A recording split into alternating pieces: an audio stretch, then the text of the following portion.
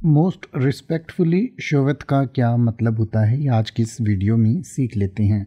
Most respectfully शोवत जो है, किसी भी फॉर्मल लेटर को या कोई पेटिशन आप देते हैं, यानी कि किसी कोर्ट में कोई अर्जी देते हैं या किसी बड़े अधिकारी को कोई लीगल डॉक्यूमेंट लिखते हैं, कोई रिक्वेस्ट करते हैं, तो उस रिक्वेस्ट को फॉर्मली और रिस्पेक्टफुली उसका सब्जेक्ट लिखने के लिए या सब्जेक्ट को डिस्क्राइब करने के लिए इस फ्रेज़ का इस्तेमाल किया जाता है। यानी कि इसका मतलब ये होता है कि जब भी आप कोई लीगल डॉक्यूमेंट लिख रहे हैं और या कोई लीगल रिक्वेस्ट लिख रहे हैं किसी भी कोर्ट को या किसी अधिकारी को, तो उसको आदर देने के लिए ये एक तरीका है। हालांकि इसका आजकल कम इस्तेमाल होता है, पुराने ज़माने में इसका ज़्यादा इस्तेमाल किया जाता था। यानी कि the phrase most respectfully sheweth is an archaic or formal way to introduce a written statement or petition often used in historical or legal documents. यानी कि इसका आमतौर पर लीगल डॉक्यूमेंट्स में और हिस्टोरिकल डॉक्यूमेंट्स में इस्तेमाल किया जाता है।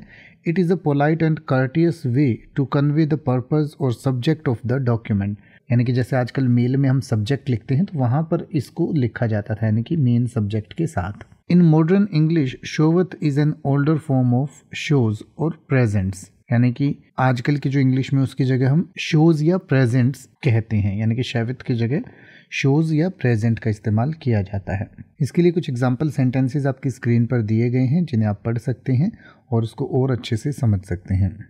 अब आप ऐसे ही किसी भी वर्ड का मतलब हिंदी और इंग्लिश में YouTube पर सर्च कर सकते हैं। आपको मेरी वीडियो मिल जाएगी जिसमें आप बिना किसी फालतू बकवास के सीधा उस वर्ड का मतलब समझ पाएंगे। तो ऐसी ही वीडियोस को देखते रहने के लिए चैनल को सब्सक्राइब करें और बेल आइकन को प्रेस करें।